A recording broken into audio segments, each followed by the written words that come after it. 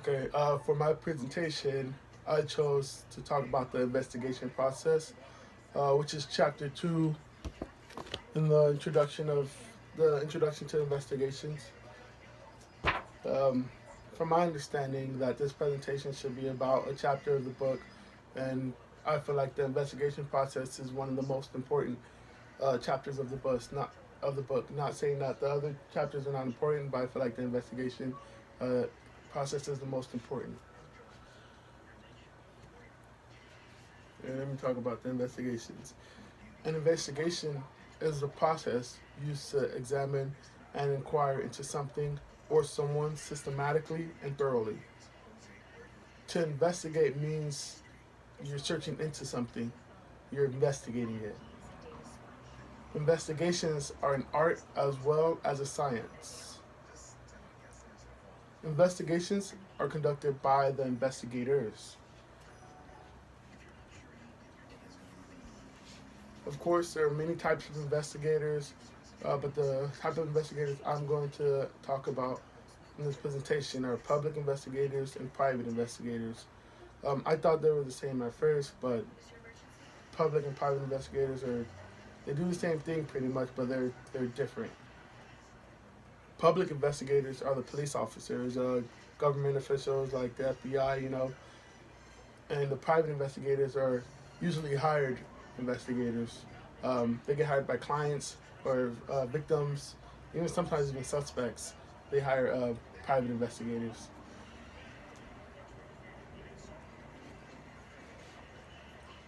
Right, the purpose of an investigation. Investigations consist of the collection of information and the recording of it into a report.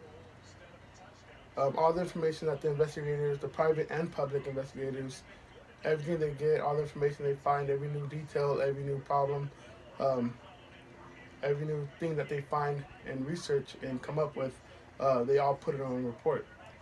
For a public investigator, the investigation is important because in criminal cases, that report serves as the basis of prosecution. For a private investigator, that report is the basis of how they get paid. Private investigators make their money off of the reports that they get hired to make.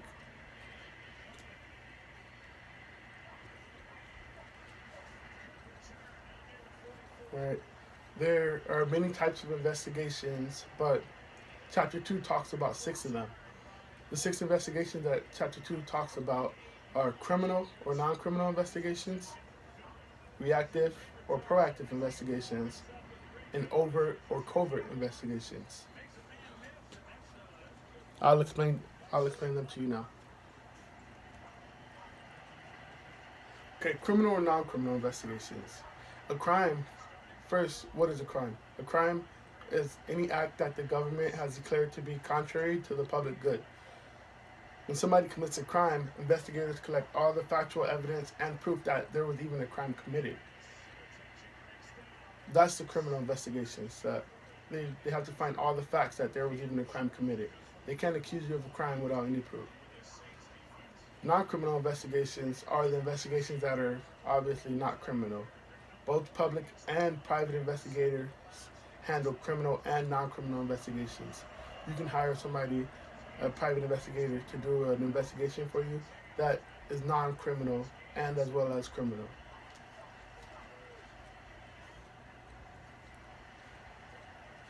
Okay.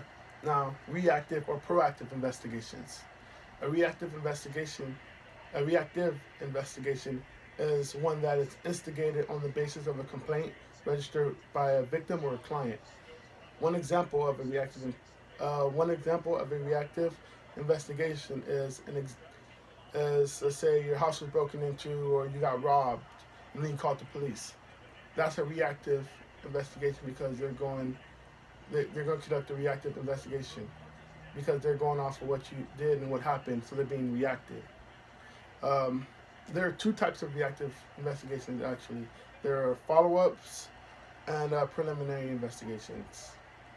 And then a proactive investigation, not a reactive, but a proactive investigation, is investigations conducted by the police on their own initiative. So they didn't get a call, they're doing it on their own.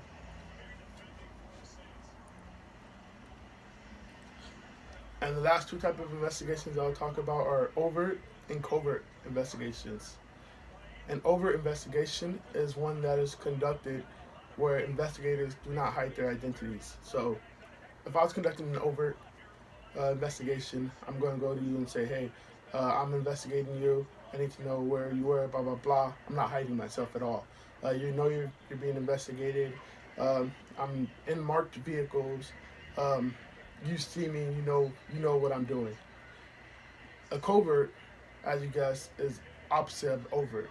A covert investigation is where the investigators are hiding their identities, and they don't even want you to even know that they're even conducting an investigation.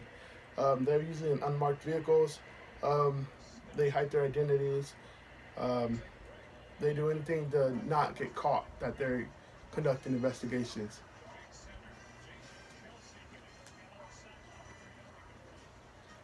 When does investigations begin? Investigations begin when police are aware of a criminal incident. That's when public investigators are involved. They issue a case number, and the case is evaluated to see if a full investigation is required. Usually, non-criminal investigations begin when a client seeks and hires a private investigator.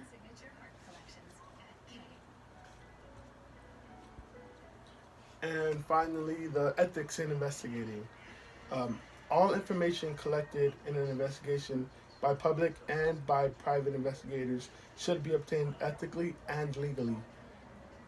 If information is obtained illegally, then that information gets thrown out. It's not even admissible in court or towards the case. I believe they call that the fruit of the poisonous tree or something like that. But it's when they illegally, like, one example is they illegally raid a house and they find drugs and guns, but they didn't have a search warrant. They illegally raided somebody's house. Um, Everything that they found in that raid gets thrown out and cannot be used in court, even though of how dangerous and how bad it is. It was illegally done, so they must follow proper procedures, make sure they do everything legally and ethically, or it's really no point in even doing it. So that's about it. I feel like investigations are a major part of criminal justice, and becoming an officer, you must know how to do the right thing, and you must know the right way to conduct an investigation. And yeah, that's it.